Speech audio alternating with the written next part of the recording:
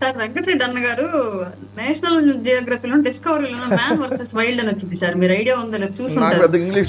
పేరు పెట్ట ఎగురుతుంది, పెట్ట నల్లగా ఉంది, పైన కింద రెట్ట తెల్లగా ఉంది, జాన్ నిక్ అని ఇద్దరు మాట్లాడుకుంటుంటారు. ఫాలో అవుతాడు వెంకటరెడ్డి అన్న క్లియర్ గా. అంటే వాయిస్ ఏదో పాపం ఆయన ఏదో ఎగ్జాజరేట్ అయిపోయి మమ్మల్ని కూడా అట్లా అవమని మాట్లాడుతున్నాడు, ప్రేక్షకులను కూడా అంత ఎగ్జైట్ చేద్దామని చెప్పేసి మాట్లాడుతున్నాడు. మాకైతే తెలియదు. పవన్ కళ్యాణ్ చూసే మీరు మర్చిపోయారు. పవన్ కళ్యాణ్ చూసి ఆవేశం ఎట్లా ఒక్కొక్క నా డాషుల్ని చెప్పులు మరి ఆ ఎమోషన్ రావాలి కదా. మీ నాయకుడు మరి అట్లానే మాట్లాడతాడు కదా, మరి మీకు ఆ భాషలో చెప్తే అర్థమైద్దని నేను ఆ భాషలో చెప్తున్నా. లేదు మామూలుగా చెప్పండి చెప్తా పర్లా. కాదు ఇట్లా అంటాము, కాదు ఇట్లా అంటాము. మన స్థాయిలో మనం మాట్లాడుకుందాం. పవన్ కళ్యాణ్ గారి లాగా నీ నాయకుడే అవ్వలేకపోయాడు, నువ్వేమవుతావు కానీ 21 సీట్లు వాళ్ళు ముష్టెత్తి తీసుకోవటం అప్పు అంటే మాకు వద్దమ్ము, వద్దు మేము ఆ స్థాయికి వద్దులేమ్మా. మాకు ఆ ముష్టి 21 సీట్లు లాంటి వాళ్ళెత్తి ఇల్లెత్తి వద్దు ప్లీజ్, ఏమనుకోవద్దాం. మేము ఆ స్థాయికి దిగలేదు. ఆకాశం మీద ఉమ్మేసినట్టే ఉండేది కానీ అవునా అబ్బు ఓకే చెప్పండి సార్. నేను ఇందాక కూడా క్లియర్ గా చెప్పాను సార్. ఇప్పుడు వైసీపీ కార్పొరేటర్లు మేము కిడ్నాప్ అవ్వలేదని వాళ్ళే చెప్పారు. లేదు నిజంగా కత్తి పెడితే మీరు అదే చెబుతారు. ఏముంది కత్తి పెట్టి ఉంటే రన్నింగ్ కామెంటరీ ఆపాలి. నీకు అంత స్పేస్ ఇచ్చినప్పుడు నా స్పేస్ నాకు ఇవ్వాలి. కామెంటరీ ఆపితే మాట్లాడితే ఇప్పుడు దాకా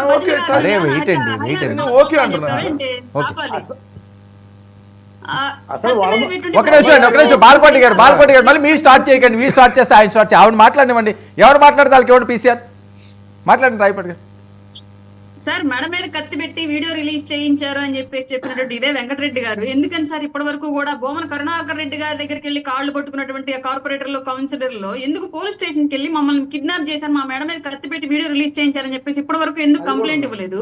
ఇప్పటి వరకు ఆ విషయం మీడియాకి ఎందుకు చెప్పలేదు? ఇప్పటి వరకు ఎఫ్ఐఆర్ నమోదు చేయించి ఎందుకు లీగల్ సపోర్ట్ తీసుకోలేదు? వైసీపీ లీగల్ సెల్ పెద్ద లీగల్ సెల్, మరి ఎందుకు ఇప్పటి వరకు దానికి సంబంధించి జరగలేదు? అంటే వీళ్ళ లబ్ధి కోసం వీళ్ళు నిర్ణయాలు తీసేసుకుంటారు, మళ్ళీ అవసరానికి తగ్గట్టుగా వీళ్ళు ఇష్టం వచ్చినట్టుగా వీళ్ళు కూటమి మీద నిందలేసేస్తారు. ఇక్కడ క్లియర్ గా జరుగుతుంది ఏంటి అంటే వైసీపీ ఇప్పటికి కూడా అనుకూల డ్రామాలే ఆడుకుంటుంది అని చెప్పేసి మాకు అర్థమవుతున్న విషయం సార్.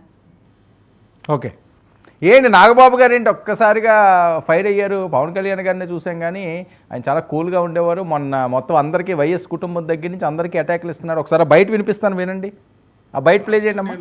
లాస్ట్ నేను రాయలసీమకి ఎలక్షన్ క్యాంపెయిన్కి ఓన్లీ తిరుపతి వరకే వచ్చాను, ఒకసారి కలిగిరి దాకే వచ్చాను.